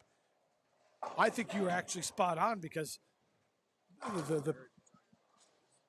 All right, Tez at 219. Thanks, Theo. So Tez at 219. I think he's leading right now. Yep. I don't know what Money Tang had, but I think you were spot on, Matt. I think what you said earlier, the assessment of we've got all the good bowlers and Farrow as well. We've got the bowlers that are playing the parts.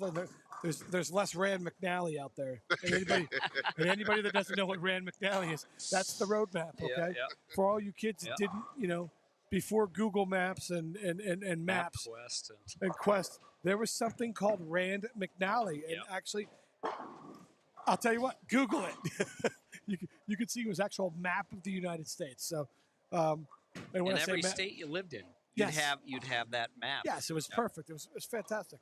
The Great White Haugen, right here he is. There you go. Yeah, Mike Haugen Jr. right in front of us in the flesh Tournament.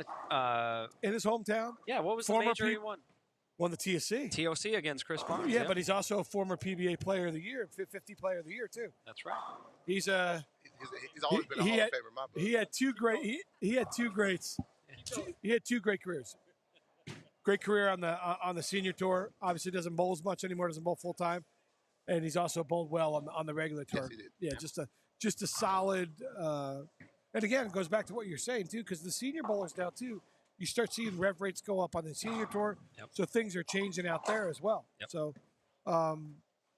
Mike's been a champion for a long time and a great bowler for a long time, and a local guy here in Arizona. So, Absolutely. yeah. West Coast guy. I remember, and also a gentleman and a scholar. I remember when he lived in Vacaville. Yeah. Yeah, Yep. yeah. No, what was that? No, what's the city on the way on Route 15 on the way to? Barstow or No, before that, Jesus. another one. Right over the hill. I know you're talking about. I can't think of. Me neither. But any case, Mike Haugen Jr., ladies and gentlemen.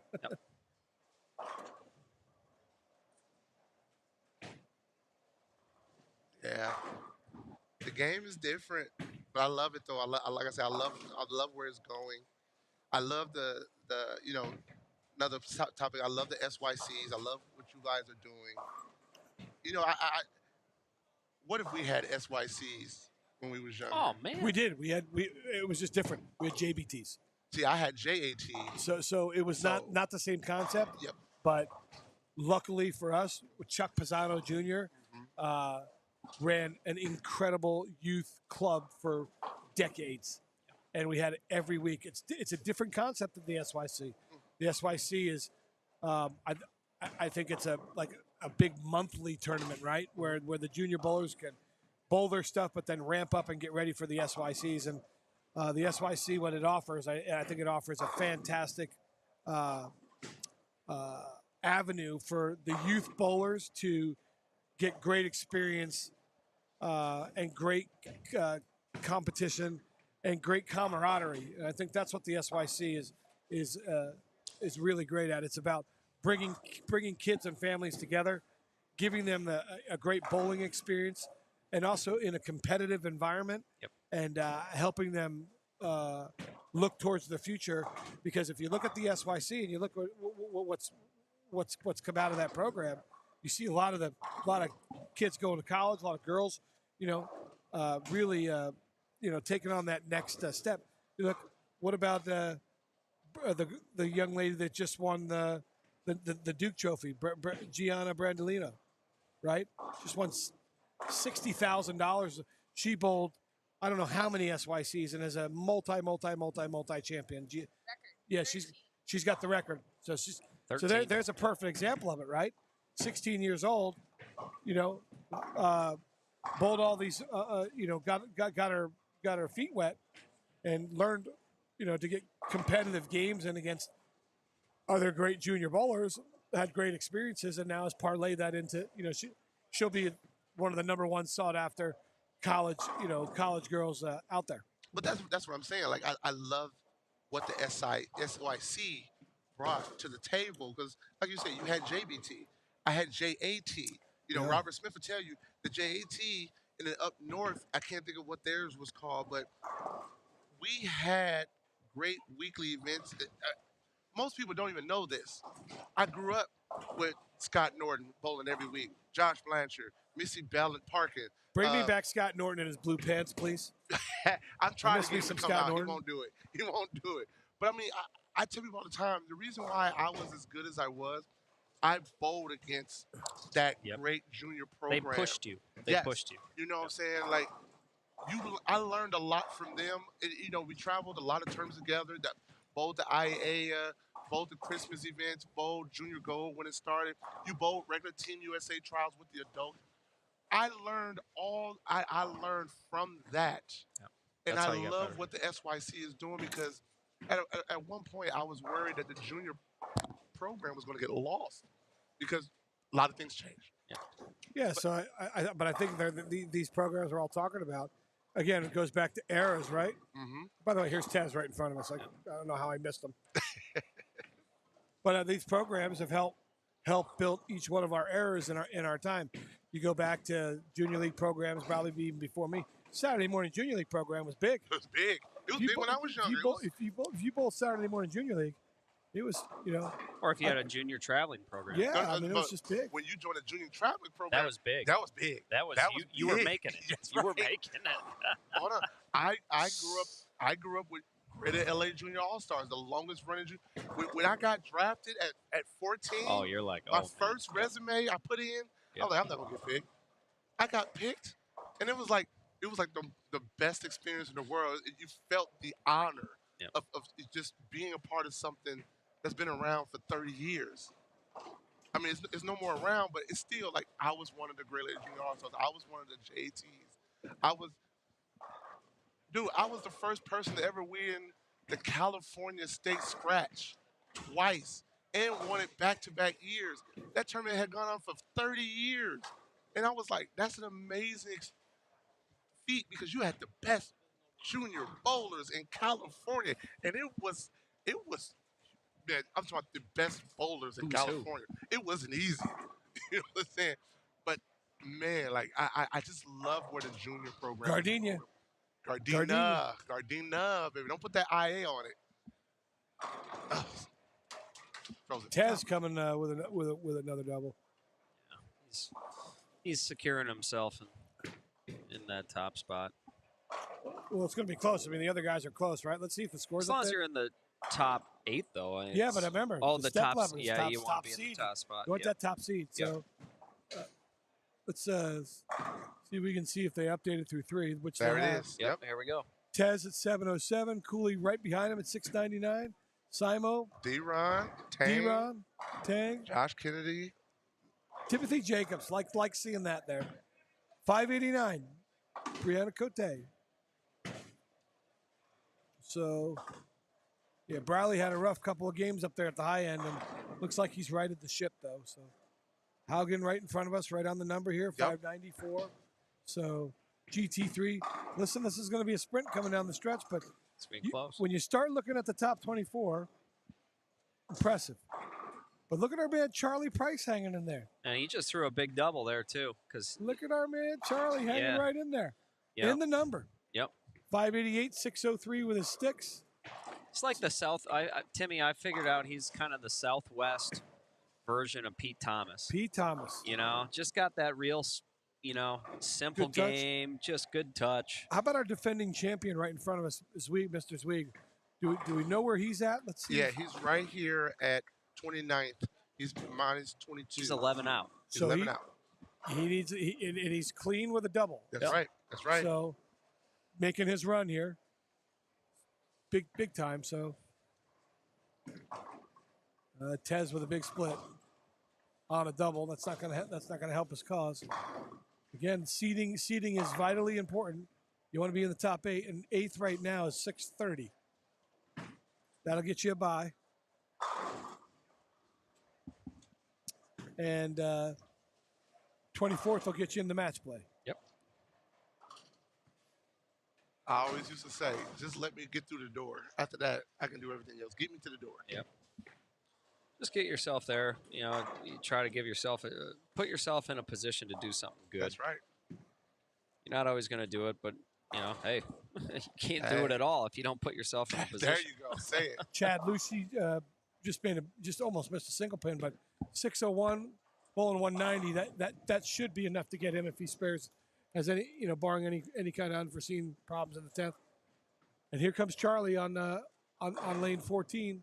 See what we got. Hey, what do we got for? Where's Wesley Where's Wesley Lowe? low? Where's Wesley Lowe? He's low down. He's low, unfortunately. Yeah, I don't see it. Let's move him. Can Can we you move move it the?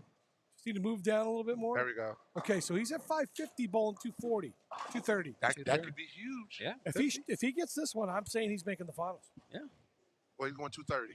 234 puts Yeah. him in like 14 under. Yeah, and that's just going to be the point. Somebody run by a spare. And our man Charlie got the first hit. That'll lock him into the top 24. Yep. Again, what are we seeing? We're seeing a bunch of different styles. Senior bowlers, regular bowlers, Left-handers, righties, lefties, right-handers, two-handers, one-handers. That's been the theme of the weekend, right? What's the common denominator? Yep. Shot making, mental toughness, decision making, and spare making. Uh-oh. Oh, Brookie. he got away with one. Oh, he caught it on the brookie. Off his hand, that was right. I was like, That puts him in the finals. Yeah. With good count here. That'll put him in the finals. I think he'll go from 40th into the top 24. Our man Charlie's shooting 200 over there even, so he's going to stay in. Yep. Big shot from Chad here. I think any kind of market he's in. Yeah, old Uncle Fester. Oh. Oh. Yeah, that's Defending champion with a flying messenger going across the lane just came up a little short. But a big shot from Chad here on lane 13 right to our right. Looks pretty good. Oh, Yeah, Uncle Fester giving her the fist. That'll do it. That'll keep him in the top 24 as well. He's going to be in the worst case scenario, 590, -5, and I don't see the cut going up 16 pins. No, I don't see it either. Just don't see it. Come on, D. Oh. D with a messenger for a triple. He can go 220. Go 230. No, 220. 220. 222. Oh, 102? Okay. Yes, sir. Need a fill ball from Wesley. Is that 8? That's 8. Yep. That's a bad 8. 32. 32 puts him at -19. Ooh, that's going to be close. That's going to be super close. I'd feel better about 17, to be honest with you. And Chad, Uncle Fester. nice finish from Mr. Loosh. Uncle Fester. Throws the Bringing it. double, locks himself in the top 24 as Yeah. well. Old Brie Cote on the number right now. Needs a massive finish to shoot 195. Yep. And There's there one she in the goes. ninth. 195 will Teeing put it her up. at minus 16. Yep. Who else is minus 16? I know Wesley's minus 19. So she's going to need a double. She's one of the ones that I would say she's going to double. She throws Now- it so great. And here we got Michael Haugen. And Michael in front Haugen of in us. the number. He's pacing 180. Yeah, so he's going to need a double somewhere. He will need a double. Yep. Otherwise, he's going to bowl himself out. Wesley will pass Haugen if Haugen does not double and stay on the higher side of the count. Be real close here, folks. Be real close. This is a part of the game that's always been great. Just Yep. watching the close matches. Big shot here from Matt Zweig, defending champion. He likes that It's one. got a chance. Oh, the bucket lost count too. That's not good. Fighting on the outside of the number. Matt visibly frustrated here. All right, I'm going to ask you guys a question. Go ahead. Situation like this, you're coming down the stretch. Big shot from Mike Haugen. Big shot there. I think it's a personal thing. There's no black and white. way to do it because everybody's different. Did you guys, if you guys got a bad break, did you just try to just kind of put it away and then just focus on cleaning up the spare or trying to make a run at the split? Or, did you guys do the shirt buffet, where you see the players kind of want to rip the shirt up into their mouths and eat the shirt? Something happened here. Matt backed off. Yeah, Matt backed off. Yeah. He's grabbing some water. Yeah, he's trying to just kind of get his mind right, it looks like. I don't know. How did you guys do it? With me, it was just more of, if you got a bad break, like like I said, a bucket for the count. Get the spare, and just on the next shot, you just let it go. Yeah. Because at the end of the day, every shot is always going to be slightly different. Yep. I've thrown some of the best shots in the world and bucketed, and I throw the bad one and I flush it. It's just one of them things where you have to let it go and move on to the next frame. You can't be mad at nobody but yourself. You threw it. I agree. It's like an energy. I always feel like your whole day is like an energy meter, right? Yes. Okay. And when you go down or when you go up, you still got to use energy to get back to the middle. Correct. Okay. Correct. And there's times where you need to go up, and then there's times where you need to, try to keep it even. But I feel like if you're constantly going down, then up, then down, then up, so much mental energy is expended there. Correct. I never had a bad break, so I couldn't tell you. Nothing bad. Yeah. No, it's I agree with obviously both of your assessments. It's my brother said, gave me great advice back in the day. He said, bowling is a game of pain. How you manage your pain, Yep. one frame, one game, one tournament to the next, Yep. determines your success. I agree. So if you're able to compartmentalize it and keep it in perspective, you'll be able to deal with the good and the bad. Timmy, look at the U-Haul pair. U-Haul pair is coming home like a freight train. 216 up top. Boy, do we got some big.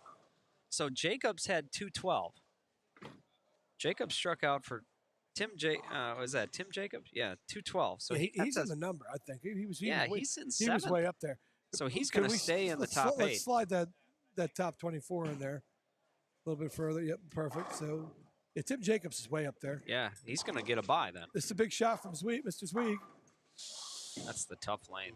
Listen, he needs a double. He needs to find a double somewhere. Yeah. If he finds a double, he's going to make it. And clean. D-Ron shoots 200, so he's staying. Mark Mazzulla is going to shoot 210, but I don't. Here's a big shot from Haugen. Haugen's got to have this one. Otherwise, he's bowling himself out. Left. That's left. Oh, boy. Oh, the Jersey squasher. The squasher. The Jersey squasher. Yep, he's getting the money roll out. Listen, that was right on call, brother. We said one more, you're home. Let's go. My man keeps the big bills on top. That was a 5. Oh my God. Listen, I expect to see a great shot from him coming up here. Yeah, I do. Cesar Padilla's got 220 left in the wood. It's just a question of, obviously we can't see all the scores, but there are some people just on the outside that are hanging in there, and it's close. It's very close. Yeah, I like Matt Zweig's chances with any kind of double. I agree. He throws it so well too. Mike Arce. Matt's on his better lane. Well, teeing it up on his better lane. Nine's tough for him with what he's doing right now. Yeah, I mean, the last shot was a good shot, but remember, both, he's using a urethane bowling ball. He's using an IQ 78, and both balls, that ball really grabs lane early and just lays there. So this has to almost be in the pocket at 25 feet. Yeah, it's got to be high flush, or else it's 10. He can swing it around. You got it. So you let it roll off the spot there a little bit. But 9, you can't. Remember, 9, you can't do that. 9 hooks so early. Hooks so early and so tight down lane that it's caused a problem. But listen, these are huge shots for the cut right now. Yeah, big time. Haugen with the first one. This locks him in. Yep. I do believe strike is lock city. Oh, That's left too. He did it again. Oh, you got 9. Oh my God. That's a big 9, That's guys. a big, nine. big It's a nine. big 9 because 194. 194 will put him at -10, and I don't think the number is going to go up. No, So I think a Make your spare and a spare and count is huge. Yep. Spare and count is huge. I think Haugen stays in the number. Yep. Is did Bree strike out over there for No, 195? she split. Okay, She so split. she's going to fall out of the number. Yep. And we don't know what the other bowlers that are close to the number are. Good bowling, Chad Lucy. Good bowling. Big sexy Chad, baby. Wesley Lowe has a big chance to make it. Yeah. Yep. 19 under. Number needs to drop 8 for him to get in there. Mike Arce, who's had a great week bowling, and one of our local sponsors with the garage doors. He's got 2 companies actually that have been part of this event. So really cool to see. He's just beginning his journey. Big fill ball here from Mike Haugen. That's a good one right there. Yep. That was Yep, the you'd good expect one. that from a guy like that. So He's been in the moment too many he's times. been in his there. career. So Mike should lock himself up. That'll lock himself up. Yeah, that puts Mike at -10 overall, and the cut number was -11 going into that game, and that puts you at -10 overall. We think you have enough. So that was a big 9 on the first ball, and obviously a big fill ball. So Well, a strike from Matt Zweig, and he's booking himself in the final. yeah. And should it be anything but that, 9 spare strike puts him at 203, which puts him tied with Wesley Lowe. Yep. So this is actually 9 spare strike would put him at 204, which would be 1 pin ahead of Wesley Lowe. Yep. -18. 203 or higher, Matt Zweig jumps Wesley Lowe. So, but we don't know what Matt Jones did and Justin O'Donnell and some of these other players because we don't have the scores in yet. Could be a lot of shufflings. Yep. But we're gonna. This, I think if I'm Matt Zweig, I'm saying, hit the 1-3. This Hit- is a big shot Hit right the here from one. Matt. Hit the 1-3, and if the dear Lord wants you to have it, He'll let you have it. He needs But- 9. He but needs 9 spare strike Don't try to to get get around Wesley cute. by 1 Just pin. hit the 1-3. Get it off your hand good. Yeah, and yeah, hit you're the by 1-3. Give So it here a it chance. is. Here it is. Oh, That's that's rolling. wide. That's rolling. Just Okay, that, so that lane is spare- so make your spare. spare Make strike your is spare. huge. Spare strike. I actually like that shot. yeah, it was a good shot. I thought it Spare was- strike is huge. That lane's so hard. Spare Yes. strike. You need spare strike. Because it's so tight down lane. We don't know what the other guys have done, but if Yep. he spare strikes, he goes around Wesley by 1 pin. Yep. And that's rolled that so good. On He his- did. He threw a great shot there. It's just that lane with he was pot committed. He Yes. he was pot committed. He had to stick with it. big spare here. Oh no! Oh, no. Oh, man. no. Oh man! Yep, he knew it. It caught the Uh, floor. It's yep. red quick. Yeah, That'll do it. Yeah. Doesn't look like our defending champion is going to be joining us in the finals, unfortunately, with a missed spare there in the end. I think spare strike would have gave him a chance. Yep, I A agree. good chance because that would have put him at 18 under. Yep. And, based on the numbers, I think that would have been right around the bubble. Yep. So, All right, gentlemen, thank you so much. Everybody, stay tuned because we will be back. We're gonna calculate scores here, so make sure to check tournamentbowl.com to see the final results of who made the top 24, who will be advancing into our brackets, who's going to get buys, and then come on back because we're going to condition the lanes, get the bracket ready, and we'll be back with the top 24 at the Agent Ong Open Strikes Back. Thanks for watching. This has been the 2024 Agent Ong Open, presented by the Agent Ong Team, live from Bolero Kyrene in Chandler, Arizona. The preceding was a presentation of Storm Bowling, of Rotogrip, and 900 Global. Again, thanks for watching the 2024 Agent Ong Open, presented by the Agent Ong Team.